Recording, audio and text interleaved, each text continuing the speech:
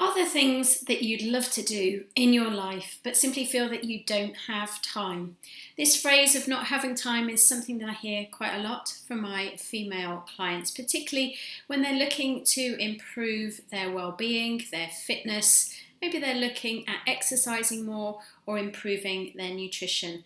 And time is that finite resource that we never feel that we have enough of. So I'm Lisa from Optimum Health, and hopefully in this video I'm going to show you a simple tip that will help you to make more of the time that you have and actually to reduce some of the pressure that you may be feeling.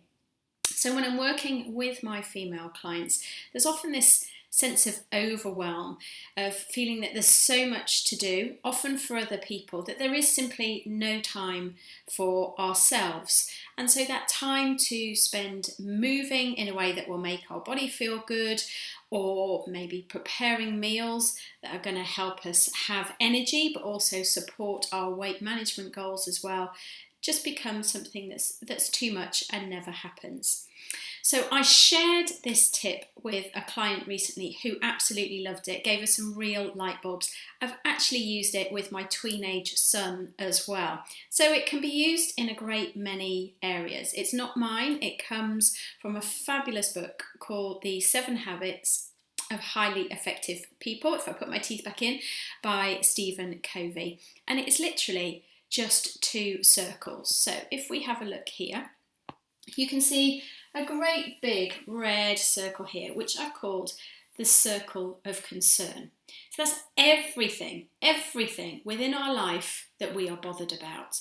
It may just be fleeting thoughts in our mind. It may be things that we're worried about for the future, or maybe later on today. It can be related to our friends, our family, to our own health.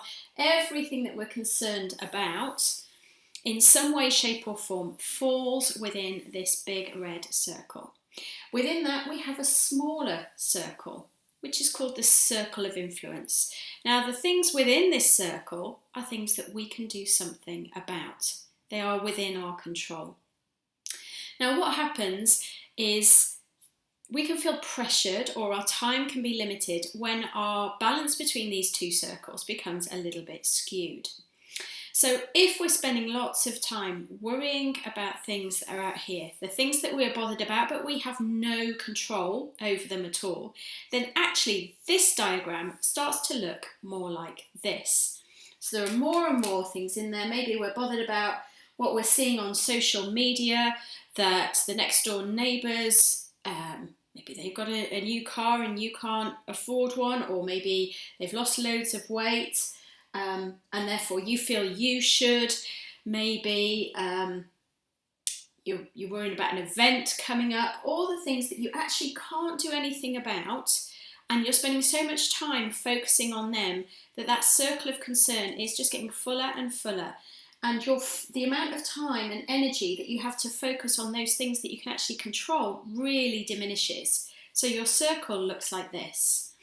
Often when we're in this sort of shape, then that feeling of overwhelm, of not being in control, of feeling pressured, perhaps stressed, however you want to phrase it, comes out of it, and we don't have that time to invest in ourselves. If we do get the time, we don't have the energy because we've used it all up, bothering about everything else in this circle. So when this happens with my clients, we try and take it back. I always try and give them just one thing to work on. And it may be just to identify, first of all, what things do they have control over? There are set things we have to do in our day, but which of those do we have control over? And if we can bring our attention to those and maybe just zoom in on one, and maybe that's the choices they're going to make in terms of food. Maybe that will just be to prioritise protein. In terms of movement, maybe they're just going to get up from their desk for 5 minutes in every hour. Something small that they can definitely achieve without too much pressure or it feeling like too big a thing. Things that they can control. And when we identify these things that they can control and we focus on that more of the time, then actually the representation of this drawing starts to look more like this.